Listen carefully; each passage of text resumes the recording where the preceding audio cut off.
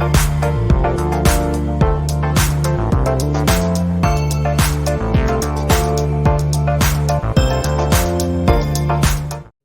everyone. This is one of our interesting webinars on what we call the Entrepreneur Series, or maybe it should be called the Anatomy of a Transaction, because these men are responsible for this strategic transaction acquisition, which was a winner in the gala of 2019 deals.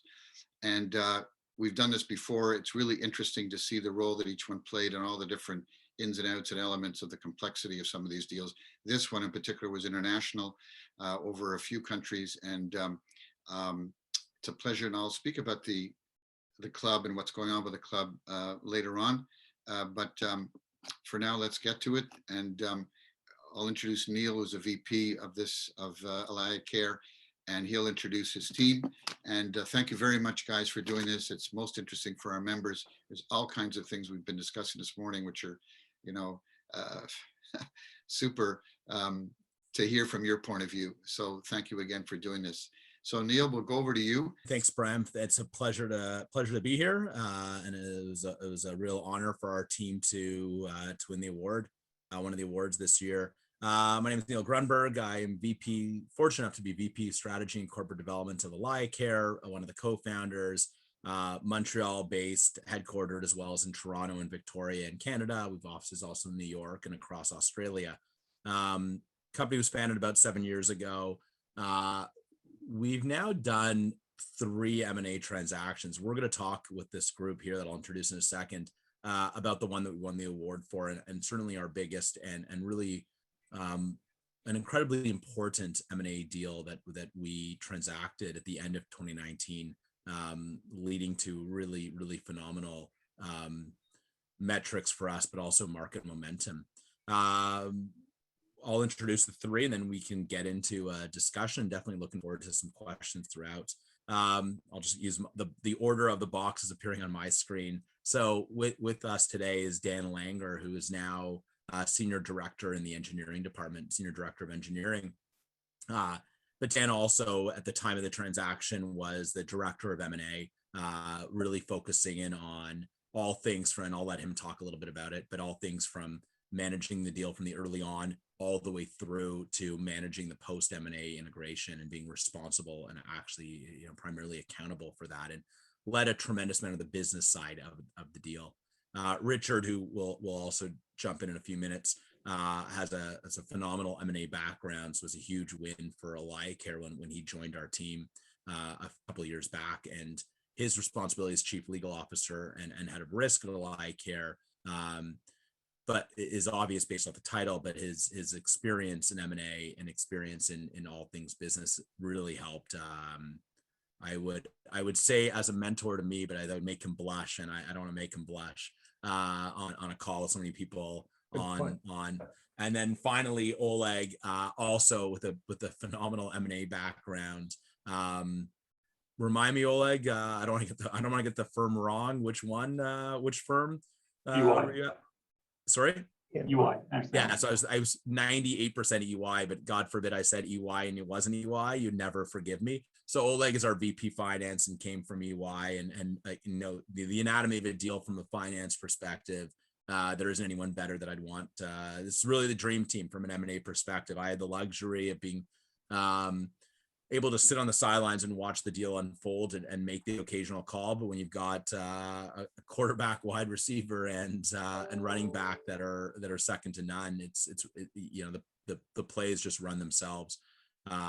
So we'll take a minute. I'll take a minute and just introduce the deal itself, and then I'll let the guys sort of weigh in on some of their aspects and their responsibilities, and then we'll dive deeper into some deeper discussion around some of the areas that are really interesting and hopefully you guys would find interesting about the journey of the deal. So AlayaCare, as I mentioned before, started about 7 years ago and is a home care software application focused on being the if you think of an ERP for a home care agency, so nurses and support workers that are going into the home, the organizations themselves need to organize themselves, from managing the clients to managing the employees to billing to scheduling to the clinical documentation. So really complex software. And that's what we've done really globally for the past half decade plus, Canada, USA, and Australia.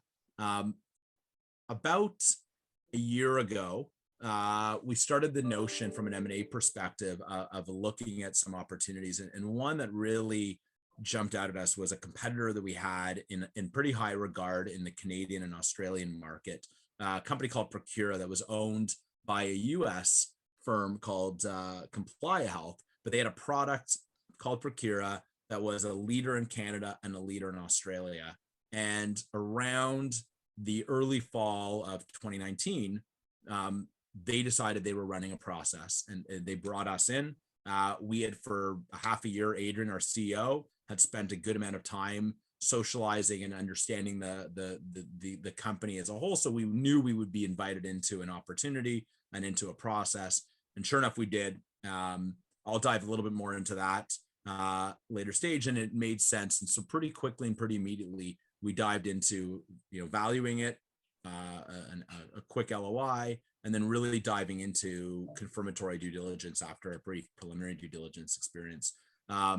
The deal itself closed at the end of December and was announced in early January. Sub $50 million deal. And it really gave us the benefit of consolidating the Canadian and the Australian market for us as a company from a market share and a market presence standpoint, and allowed us to focus a tremendous amount of attention on the US market, which is a third of our revenue at the moment and a really important part of our growth strategy, obviously. So with the Canadian and Australian markets quite consolidated, we can focus some good attention on the US market as our third key market.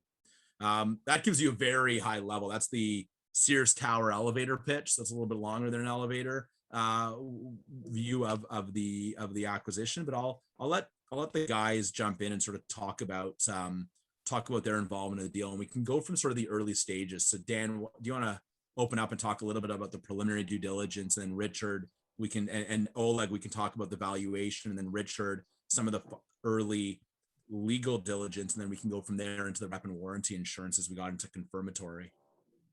Right, thanks. So as Neil said, this started with a pretty quick preliminary due diligence because we had the benefit of knowing our market very well and knowing our competitors very well. This wasn't the type of situation where we came from nowhere to look at this company. We'd been competing with them for years. We knew their product informally. We knew their business leaders and their clients through knowing our industry.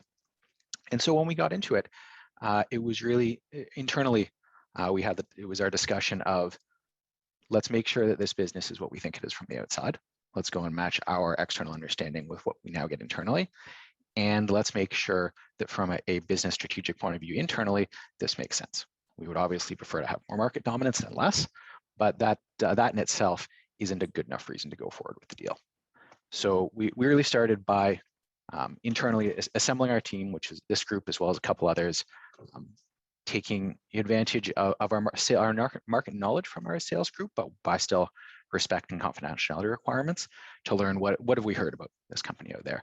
And then as we got into it, started to go and engage internally, model out without knowing anything yet about financials they would give us, what a fair price would be. And then sort of that with our starting position is really this group. I think we started the first time at an airport hotel outside of Toronto, and what felt somewhat clandestine, but made sense in their process to go and meet the folks involved on the other side, start to form both personal relationships with senior leaders who we hoped would join our organization and who did in the end, and start to get access to that financial information to go and take our external facing perspective, link that into Oleg's deep experience of how to value businesses, how to do quality of earnings, which I think he'll come to in a few moments, to start to say, well, we had this going in, we had a perspective on this business based on the market. Now that we've got more information, let's go and refine that based on this proprietary information, and then rehab the discussion of dominance is good, but is this the right price for dominance? Well, do you want to jump in on now figuring out what the right price was and our process between the hotel meeting and getting to an LOI?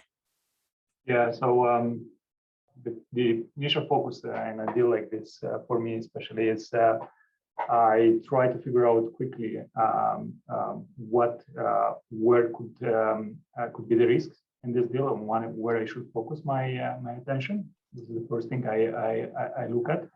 And the second, I try to see what is the acquired business, how it's going to look combined with AlayaCare, and what would be evaluation,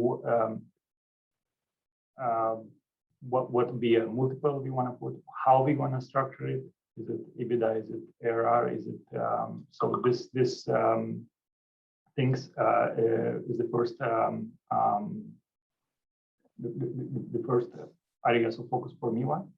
Where then we came up to a value what is reasonable for us, the starting point, and second was then to try to get the seller interested at that value, and then find the range, of course, where this deal we think we're gonna land, and go from there. So that was my initial involvement. Now let's Richard maybe add something. Yeah, before and Richard jump in, but I also want to talk, and we so you know, I was just pulling up the letter of intent that we signed just to get a timeline on the deal, because we're now well out a year.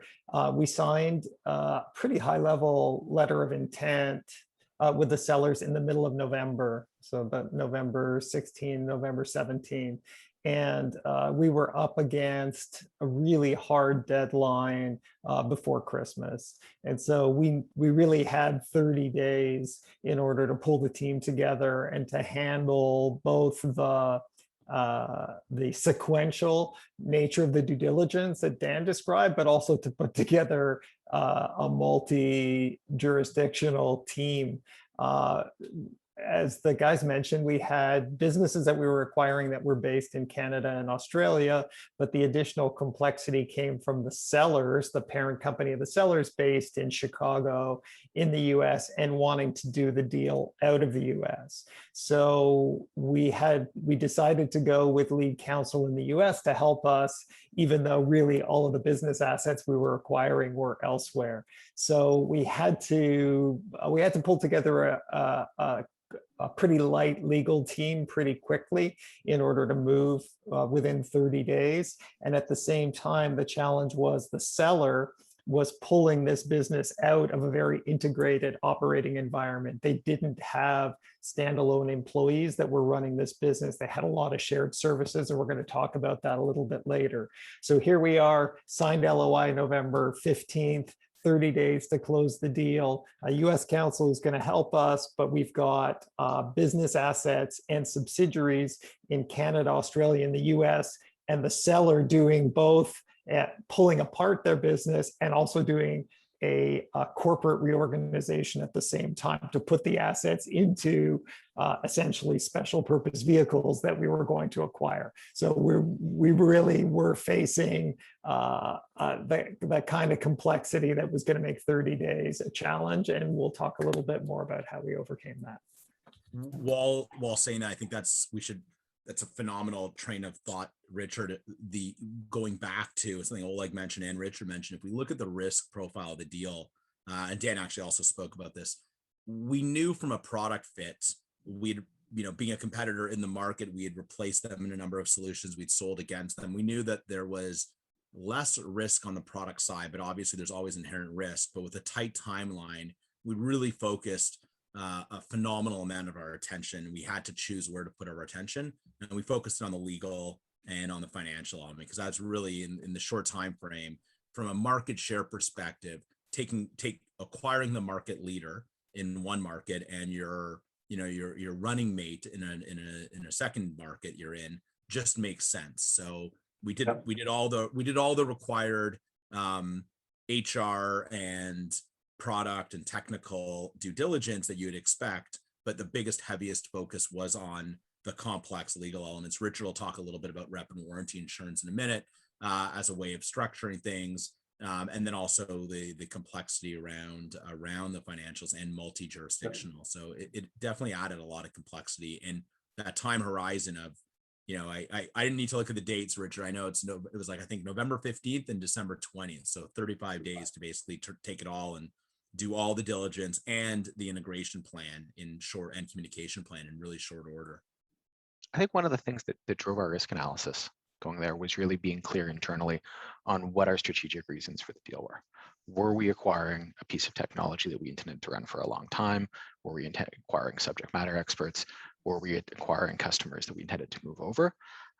For us, that was very clear going in. I think that was a huge benefit and asset to allow us to focus in discussion and analysis that our value is we were going to acquire ARR. And Oleg can talk a bit more about how that inflects our valuations, but that was our driver for risk analysis, for planning, for integration. That's what our North Star of this deal was. And that let us say that, well, we're going to treat our technical analysis and our engineering risk assessment and sort of things around code scans on a more liability focused and less on a ongoing asset focus. Exactly. So usually in all our M&A we are looking at, and Nel will add more color, is the real big question is the strategic fit. Is this right asset? Is this, do we want this asset really? Can be integrated?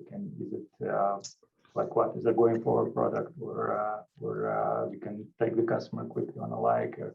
In this deal, it was pretty clear that from the strategic point of view, it made a lot of sense.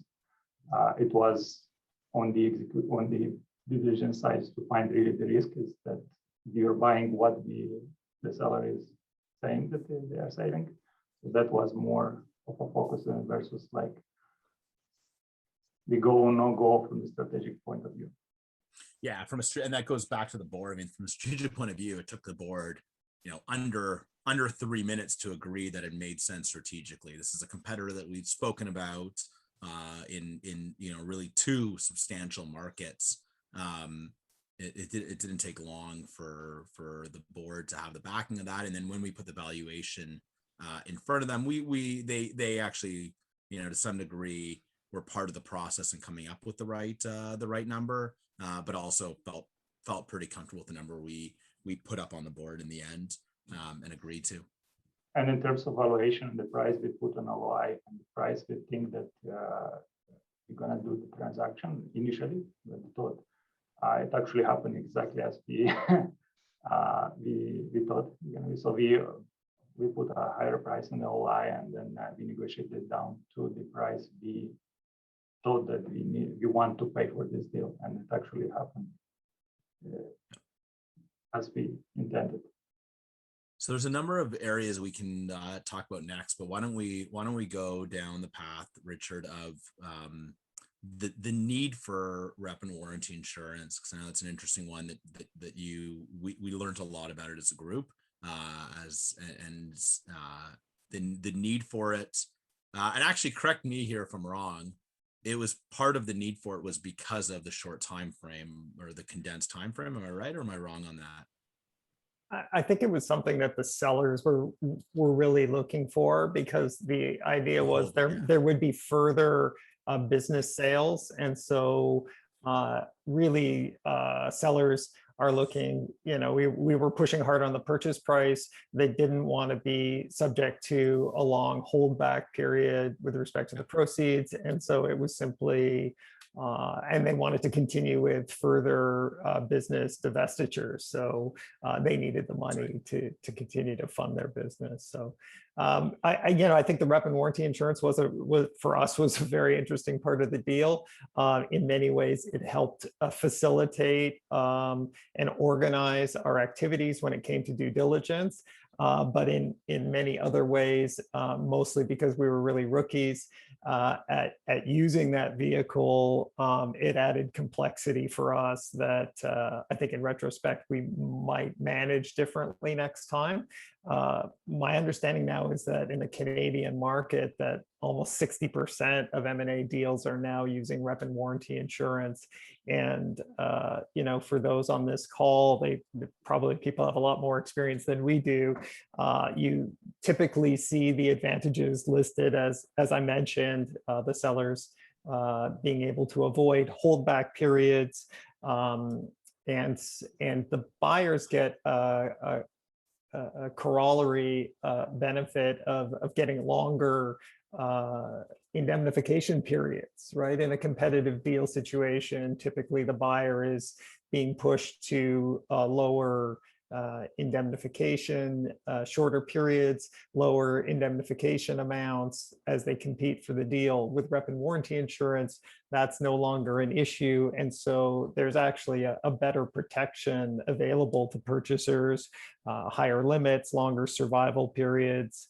And in our case, as I mentioned, because the seller, there may be collection issues and further divestitures, you're no longer worried about the credit risk of the seller in terms of indemnification. So lots of advantages, and which is why we've seen, I think the market has seen so much adoption of rep and warranty insurance.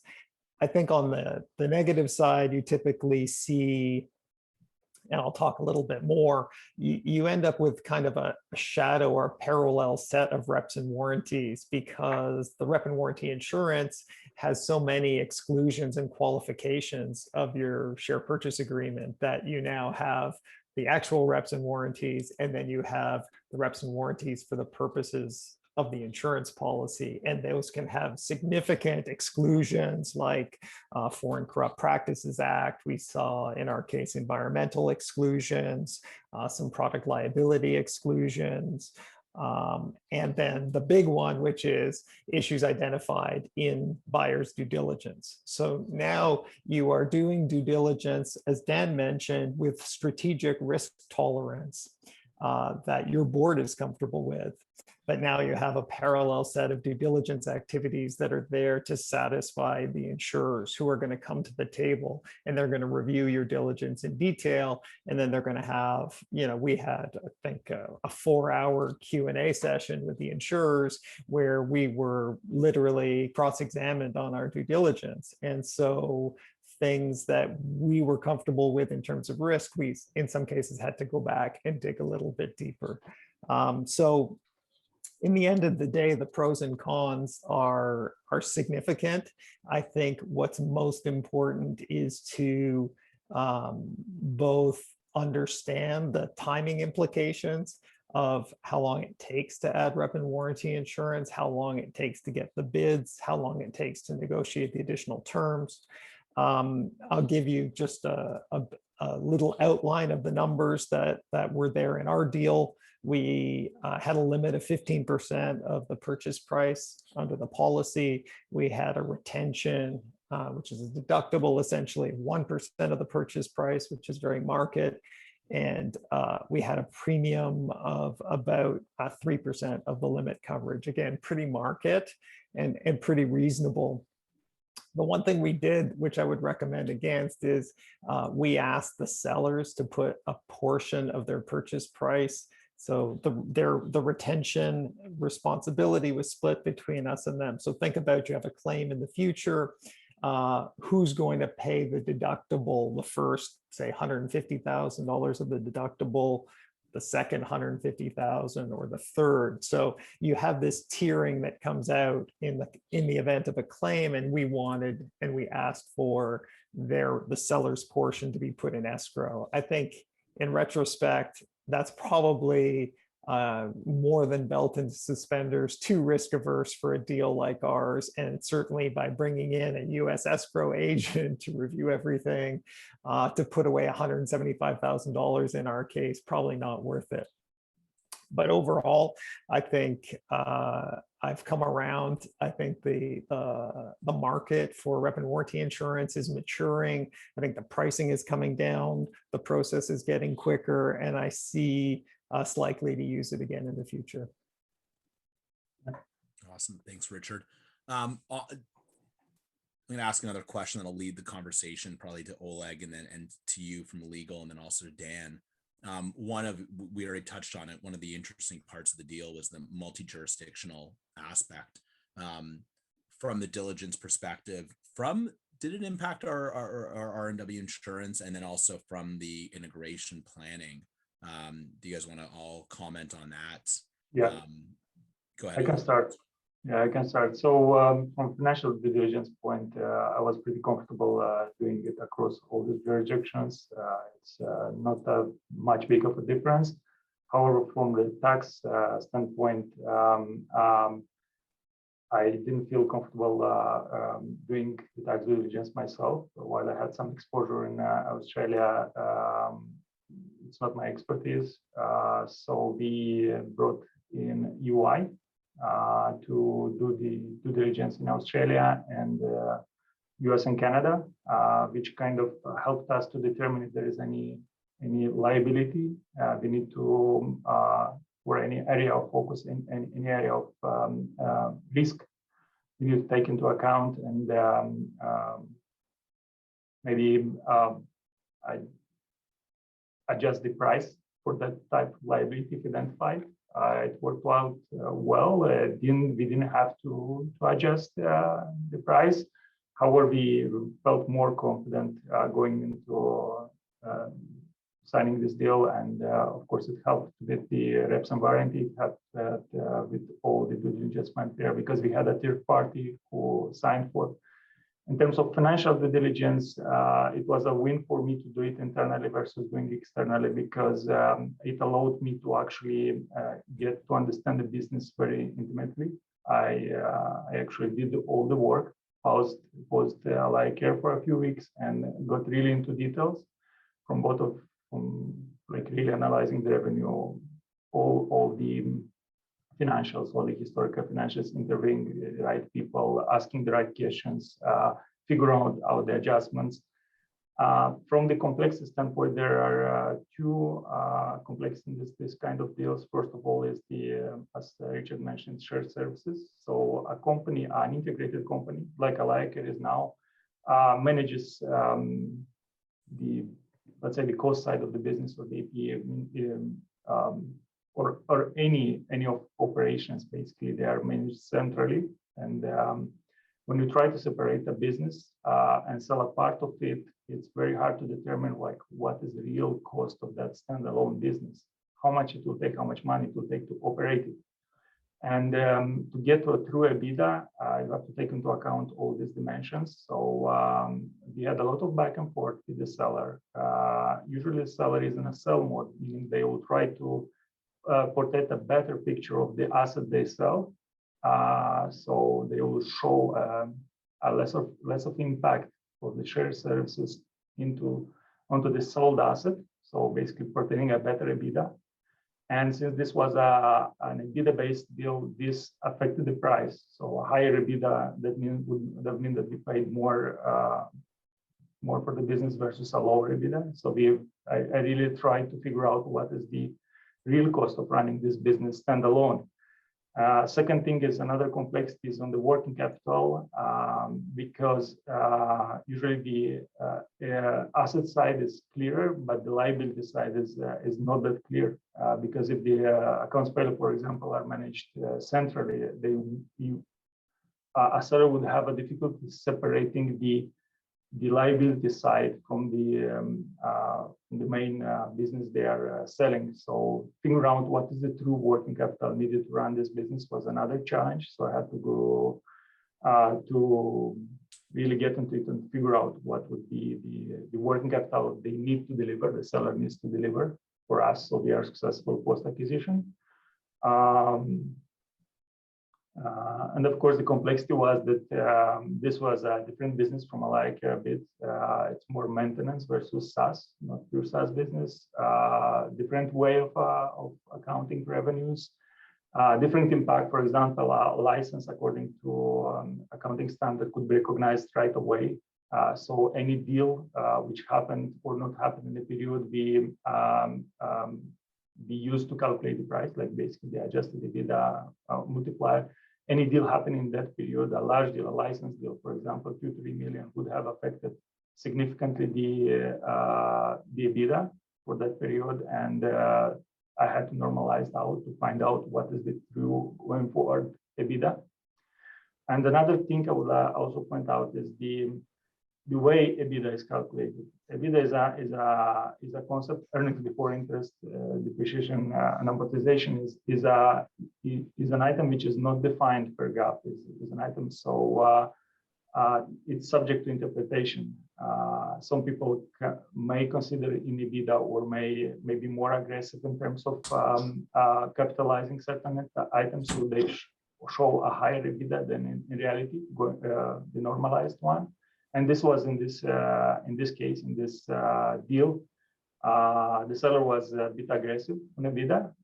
They capitalized some intangible assets, which actually affected the EBITDA, showed a way better EBITDA than in reality.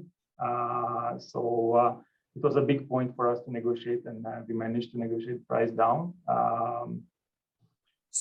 But again, as in any transaction where the company is prepared for a long time to be sold, there is a lot of window dressing, meaning showing better numbers.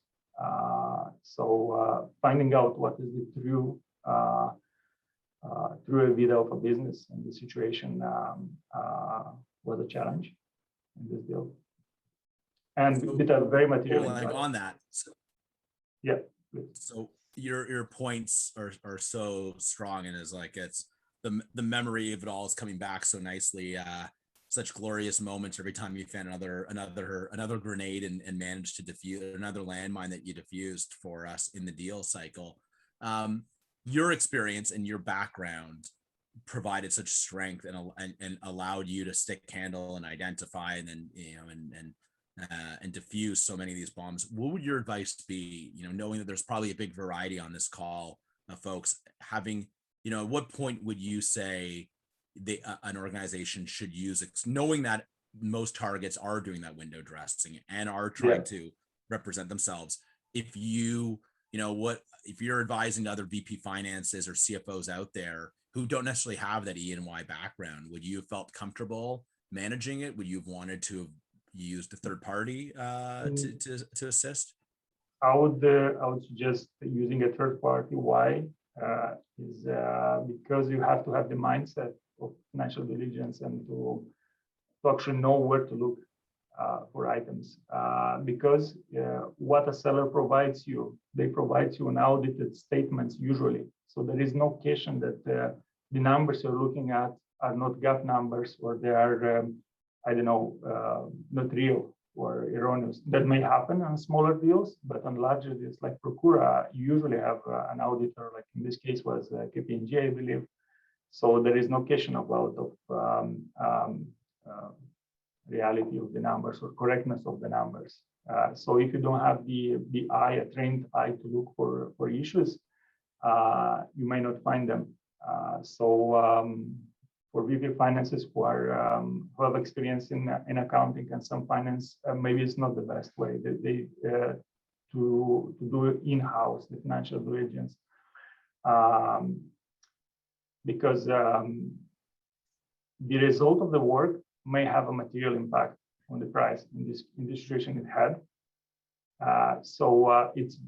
It is worth to pay a third party to do that work, which may not find nothing, may not find anything material, but one thing material enough would impact the purchase price significantly, because there is a multiple on in this situation was a multiple on EBITDA. So every dollar of adjustment found would have the dollar multiplied by the multiple will have the impact on the price. So that could be pretty material, and the cost of the services you buy from a third party would be more than covered. So yes, if you don't have experience in due diligence, don't do it internally. Use a third party. Maybe I think that's definitely good advice.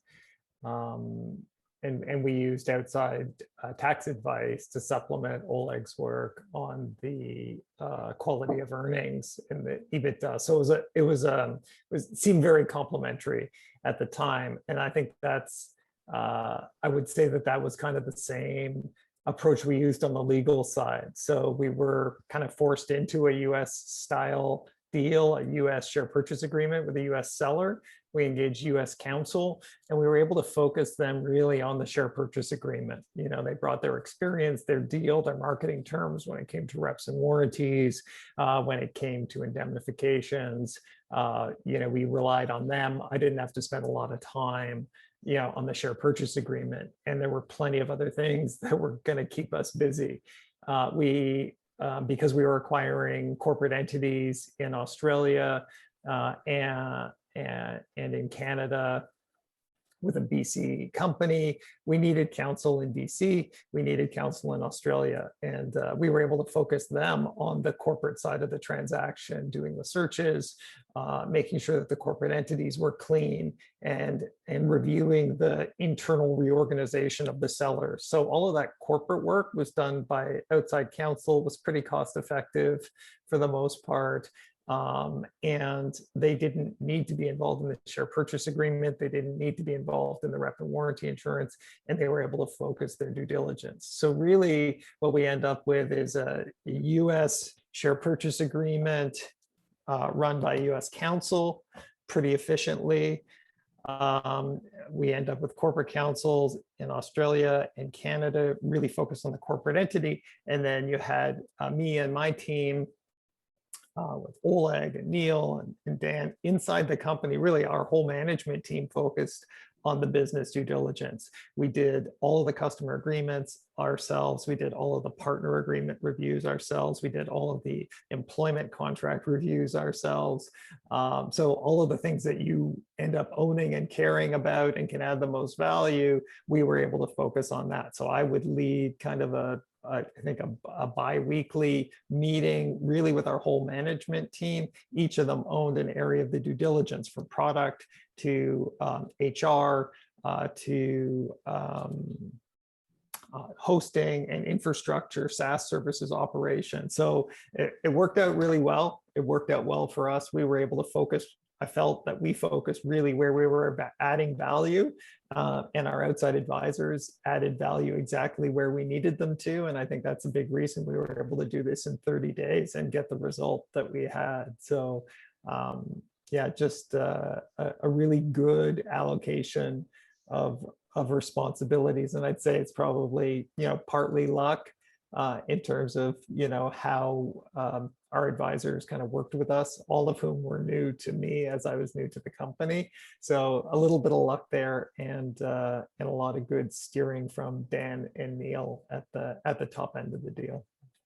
I think on that one, I lost internet for a couple minutes. I wanted Dan. Can you? I don't know if you talked about this while I was restarting internet here, but the shared services aspect, both financially and legally, had intricacies. But also, as we were planning, part of due diligence, part of the pre-signing of a deal is also figuring out what are you going to do with all these resources and how are you going to manage post. So there was a big shared services, both the agreement that had to be sorted out, but also how are we going to manage both the gaps and the shared services going back. So can you talk about, while doing due diligence, how you stick handled the shared services component from a business perspective? Sure. The shared services component was an interesting angle and something that was new to me in this process. And sort of to level set on the same page, there are really two kinds of shared services, if I generalized all the things that we were working with. Some were, this is a thing where it's clearly one subscription that's used by multiple parts of the business. Concrete example, the phone system. When we were acquiring it, because they were operationally one company, there was one phone system that covered their US business, their Canadian business, their Australian business, and it was the mechanics of how do you get out of that. The other side, and this is more what Oleg was referring to, was cases where there was clearly an asset, be it a license, be it a piece of hardware, something that was purchased by one side of the final business, but was operationally used by the other side of the final business. Concrete example, there's a particular piece of software that the particular software library that the software we bought embeds, but was purchased by the parent company. And so it was a matter of unwinding that. And so the process was an interesting one, because at one level it was very administrative, of going and asking for the seller's best efforts to identify the things they thought would be captured by this. And at the same time, it was also very tactical of knowing that when the day flips, how do we deal with that? And that required, on our side, for both of them really, looping in informally and within bounds of NDAs, some of our folks who you may not classically associate with an M&A deal in the IT sphere, to help identify, saying, hey, we're going to go and we're going to onboard 120 employees. What can we do, knowing that these are our future colleagues? These are people who we want to retain because they form a part of the strategic rationale. What can we do to ensure that they have a good experience? And equally, it was making sure that we go on the seller side, identify as early in the process. And in our case, it was actually before the transaction finished, the person who actually knew where things lay. There was, if I look back at all the things that we covered in our shared services agreement by the time it finished, there was the list of what came over in the deal, which I think we did a good job on and was probably 70%. And there were the things that we discovered in the process. And the things that we discovered in the process were really due to us making an effort to really bring on board our new employees and make it clear to them that we as an acquirer are a home for them. That we are not just a vehicle to go and suck out their knowledge. We want them to be a part of us. We value them. And in doing so, I'm sure Oleg has a couple examples based on his folks, but certainly in the folks that I was working with, by going and by showing, in this case, one key IT employee who came over, we value you. We've got a future for you. We want this to work. He was able to proactively identify all sorts of things that didn't exist in the deal because they were the kind of thing that happens at the operational level of a large company and not the business level, and provide documentation and make it, give us the evidence so that we're able to go back to the seller and say, well, actually, this is the thing you didn't tell us. And here's why it's not our business to pay for it.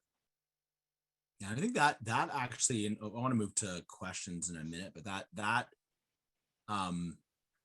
pivots nicely into another stream of discussion is how do we measure a win of a deal? And for us, we measure really in three ways. And you just touched on one. One is certainly, was this accretive? Did this make sense financially for us? And what's the NPS of our board and our investors and our management team in this deal? Definitely check that box. The next, though, is the employee and the stakeholders. They're equally important to us. Without a great level of success and a great employee experience from day one, and we actually had Adrian following the sun, flying from Victoria to Brisbane to Sydney to Melbourne in the days of the announcement. And then, Dan and I ping pong in between Victoria and Australia, and then it all hit the brakes when COVID hit. Dan and I were both in Australia in mid-March and had to scramble home. But ultimately, that employee experience is as key as all the due diligence in the world, all the legal work, all the risk protection is ensuring. And we've got a great example as an employee, Shelley, on the team, who is one of the keys in the client success department, is now leading our internal services post M&A efforts. And I was having a chat with her last week about it, and she's like, this has been the greatest experience of my career being part of this organization.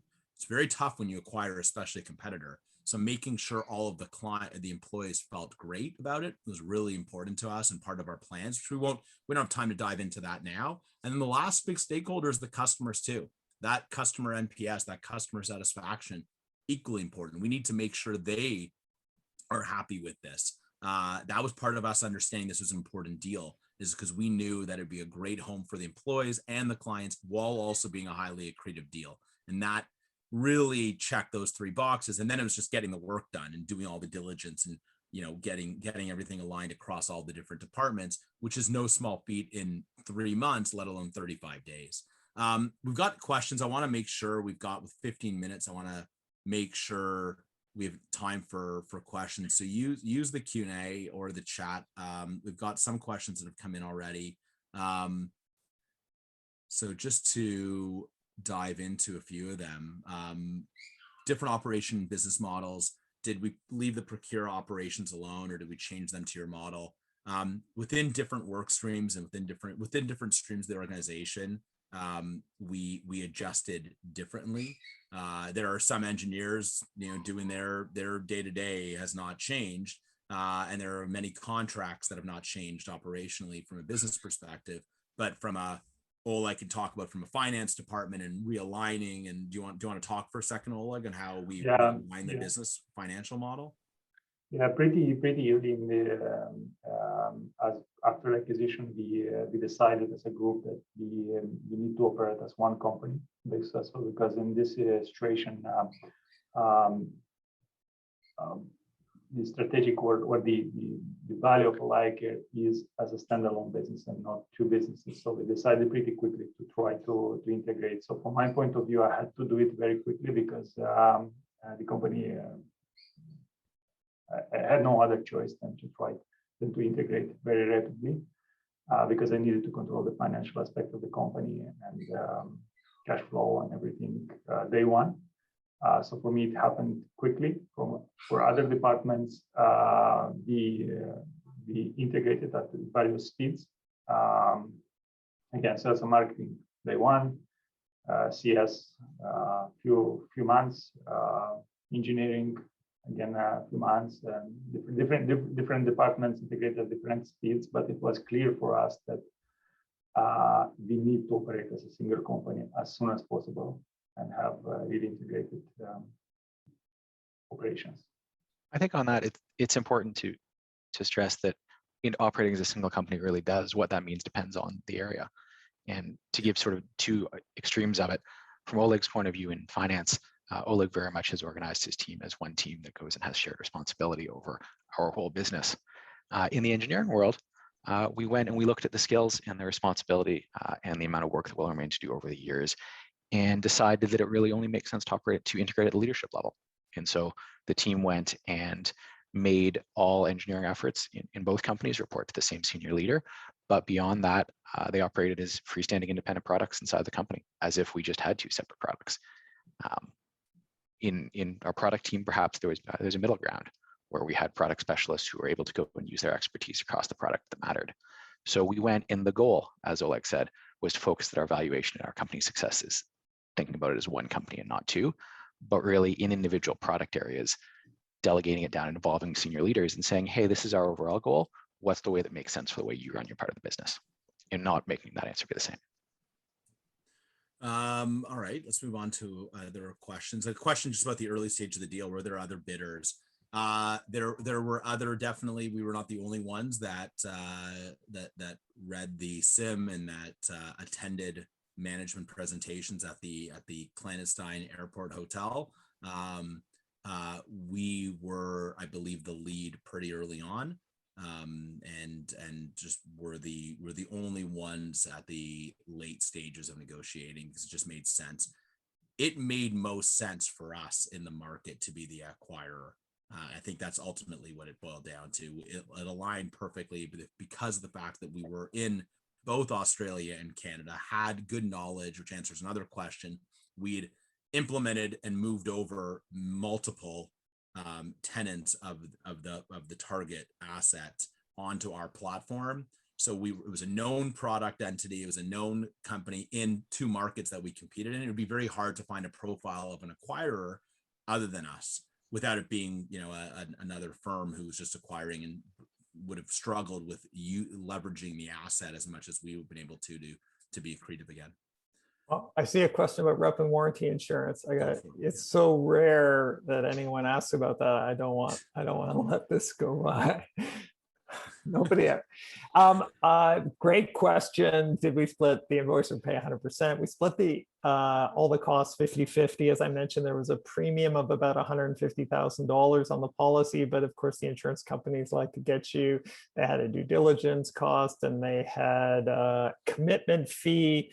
So I would say probably more like $250,000. We split 50-50. You have a retention, i.e. deductible. We had 1% of the purchase price, so about $350,000, and you have to set how that's going to come out. So who's going to be responsible for the first tranche? And I think we ended up taking the first $175,000 and then the sellers $175,000, which is why we ended up with that escrow commitment amount. But yeah, I don't know that it matters who's paying other than the cash flow element of it. Ours was clearly, it was a buyer's policy. So the policy was in our name. We had the relationship. In this case, we used BFL, who did a great job for us, both educating us about the policy and advocating for us with the insurers. But a great question. Keep those rep and warranty questions coming. I'll be staying on after the call if they get more detailed.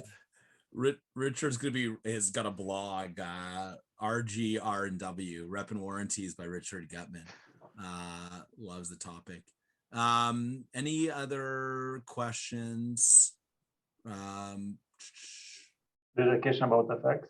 Yeah, do you want to go ahead? Yeah, so that wasn't an issue because we did an equity raise concomitantly with the purchase, and we had the term sheets in US dollars, so we didn't have to go on hedge for the change in effects. There's also a question there about the IT integration. The short answer is we did both. We very much consider that as part of the shared services model and as part of our diligence. And where we ended was for the high dollar IT spend that was really around infrastructure and hosting. That, based off the technology difference between the acquired systems and ours, didn't make a lot of sense to change it. It wouldn't be worth it. And so the integration was really at a building level. And that was a matter of going to our vendor and saying, hey, we've now have significantly more spend. Can you give us a better deal? And the answer is yes. On the sort of the lower dollar small ball bits of IT, it was very much saying, hey, we're going to go and give ourselves 4 to 9 months, depending on the situation, to change Procura over. We are confident in our IT solutions and our use of best of breed things. And the places where it was different wasn't so much because they had a different approach to things, it was more a historical reason. And us saying, if we want to operate as one company, we need to have the same CRM, we need to have the same HRIS, because operationally it'd be too difficult not to. I guess one thing we kind of missed the whole time is the financing of the deal. This was not something where we had the money in the bank. Neil mentioned that the board was behind us and our investors were behind us. And so at the same time, in that same 35-day period, yes.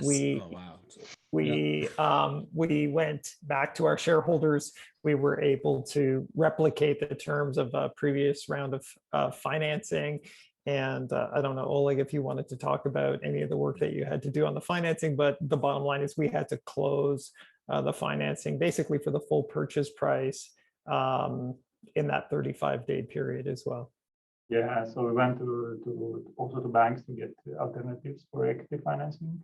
So we had to discuss with for banks to get term sheets to see if it's feasible to finance this, to bridge loan it to another equity raise, so we are not pushed to do the equity raise at the same time with an acquisition, but better.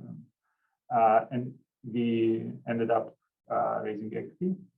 It was a good thing because then COVID hit, and you don't want to have that on your balance sheet during COVID. I see Brahm coming on, which is probably a sign. I think it. No, Neil. Neil. I don't want to end this. It's too interesting, but I did have a question. Okay. Back to FX. You're dealing with 3 countries. I assume this was paid to Chicago in USD. Yep. Okay.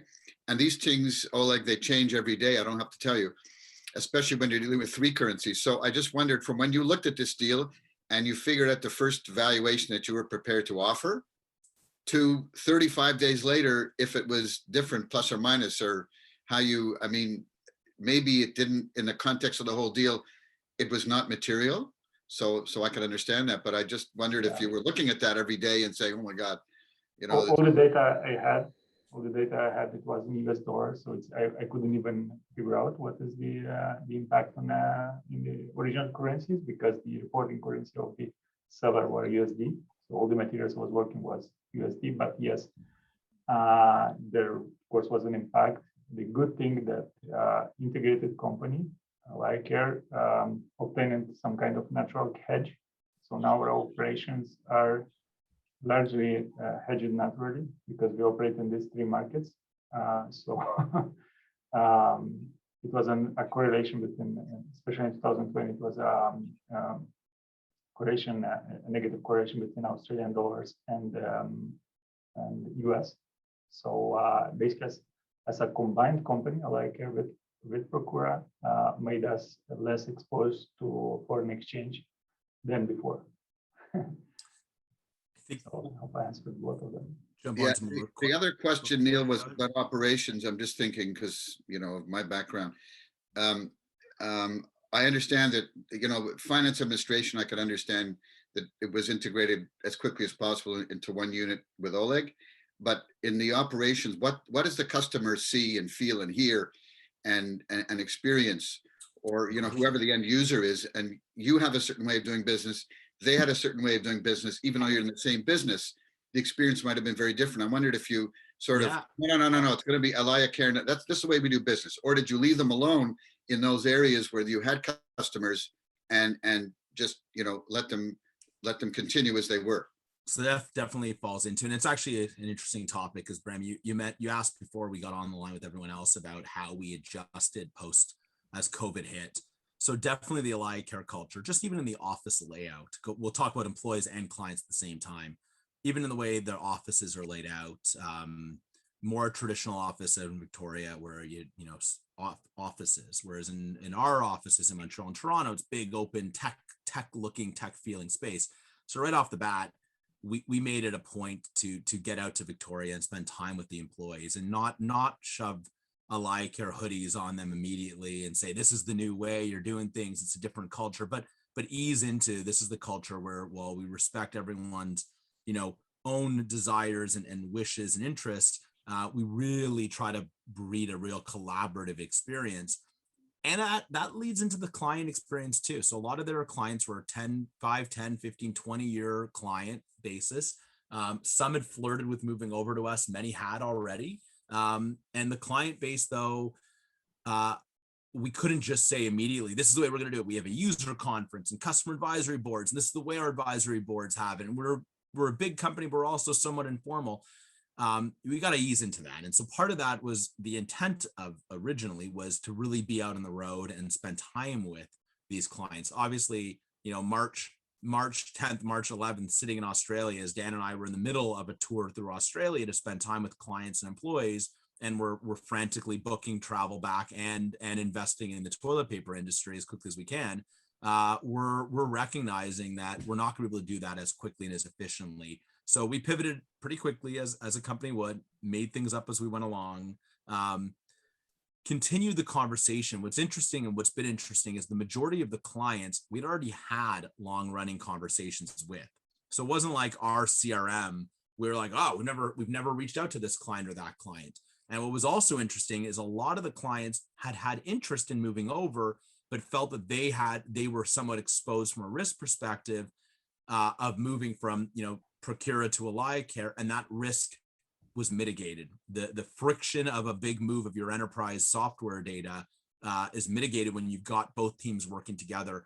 And really early on, I give a ton of credit to the leadership of the Procura team who came on to our leadership side in both the employee and the client experience, ensuring that they knew and they indicated that this wasn't a rip and replace. This wasn't a hostile takeover. This was a really focusing on how can we make the stakeholders experience better. There was no immediate, and there is still none, no end of life notice being sent out.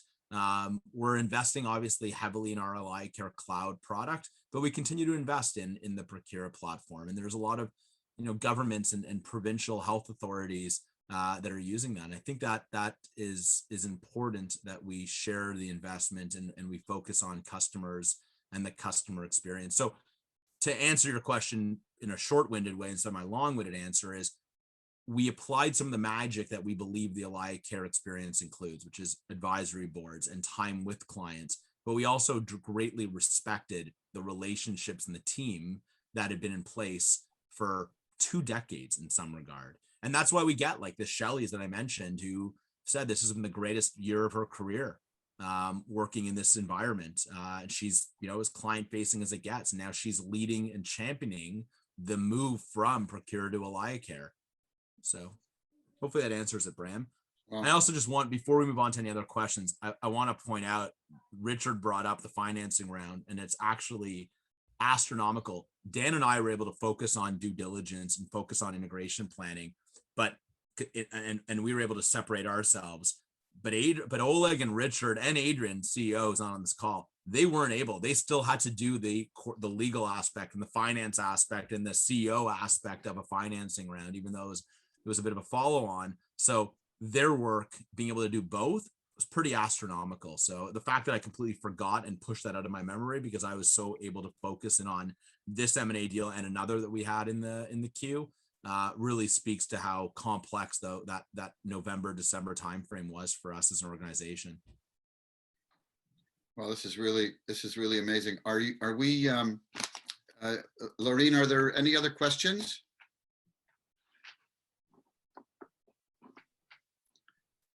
So I'm just gonna wrap up. But if anybody has a question, they could interrupt me. That's fine.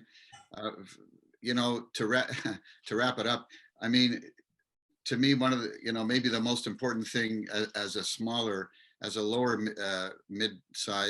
mid-level market advisor, the first thing to me is chemistry. And obviously, you guys have wonderful chemistry in your company. And I guess obviously there was chemistry with Procura, otherwise this couldn't have happened, or it couldn't happen in 35 days. There must have been wonderful chemistry, which is of course, you know, where it all starts, because if there isn't, I don't have to tell you. So congratulations. I mean, it's amazing, as I said, to do any deal, but a deal of this size in 35 days, and the complexity is pretty amazing. So bravo to you for that. And this is most interesting. This, what we call anatomy of a transaction. It's great to hear from your entrepreneur, you know, point of view, and we will have more of these. It's a great credit. Shouldn't pat ourselves on the back, but I mean, it's a great credit to our judges of the M&A Awards Gala that they selected you as the winner in your category. I think it was strategic acquisition, and really, it's a great credit to a Quebec and Montreal-based company, and that's doing international business with a global reach. Yeah, it's terrific. So thank you very, very much, Neil and Richard and Oleg and Dan. Bonne continuation. I hope things continue to go well for you. It sounds like you were in the middle of another acquisition, or one was going to follow on right away after. So that was another question I was going to ask you, because I sold one of my companies that I sold, the first one after the family business. It was a very small company, but I was totally distracted because I was thinking, and it took 7 months because I had an idiot. The lawyer for the buyer was an idiot, and my lawyer was my brother-in-law, who charged me $0. So he had no incentive to drag this thing on, and it took 7 months. But anyway, what I did was I got very distracted from my business, and my sales that year, you know, 7 months went down. Okay. So, cause I was thinking this is going to get completed next, you know, week, 2 weeks, 3 weeks, this thing, it's going to get done. So, but every THE and comma, you know, was a 2-week problem. So, you know, I just wondered, in that, you know, context, you know, your team must have been really, you know, in sync on all these, what you wanted and what you expected, and how you wanted it to roll out. And you were probably telling the legal team more than they were telling you. No, this is the way it's got to be. And, you know, because you had a timeline hanging over your head, you know. So well, this group for sure we lived and breathed this deal. Rich and I moved our offices, shared an office for that period of time, because and Dan basically moved. The three of us were all based in Toronto. We didn't see an hour didn't go by that we weren't working with or on a call with Oleg. I would say that it's one do better that we would do and do for future deals is we tried to shelter the rest of the business a little bit too much, and some of the other parts of the business, engineering team, sales team, product team. We probably should have engaged with both. We did another acquisition, closed at the end of January. We were able to manage both. We have a great, beyond Dan and myself, the M&A team it's a pretty strong team supported with Richard and Oleg in their departments. But we probably, and we'll be doing this in future deals, have much earlier engagement with the other departments instead of trying to shelter and bear too much of the burden. It makes the post acquisition a little bit easier to run. But it definitely, you know, wasn't a distraction, because it was what we signed up to do. So having a dedicated focus, having a Dan quarterbacking it while I was looking at other deals and other things, and having, you know, Richard's Steely focus and Oleg's focus and their departments allowed us to accomplish it without too much of a distraction. I mean, but Bram's point about, I mean, hourly advisors that are I paid didn't go on down that path, Richard. advisors Okay, go. advisors look, you're right, advisors that are paid on an hourly basis are disincented to move efficiently. They're incented to move rapidly but not efficiently, and I think that's a legitimate concern, and we certainly have seen deals that drag where the participants advisors are not in sync. So there were a few points definitely in the deal where we had to kind of get the executive teams together and then make some decisions that would push some acceleration on the legal or on the finance side. So I think it is a good point. It is something that we thought about and continued to monitor, because we've seen deals where literally assigning the leases or getting landlord consents holds up a deal 3 weeks, and landlords council and our council end up in a cycle of fighting over the assignment language. We have to be able to stop that quickly and before it gets out of control. And that's one example of 100 things that council can either be proactively navigating, or it can just add to your timeline. So yeah, I can imagine your experience doesn't sound very good. Well, I learned. I was a young guy and I learned. Yeah.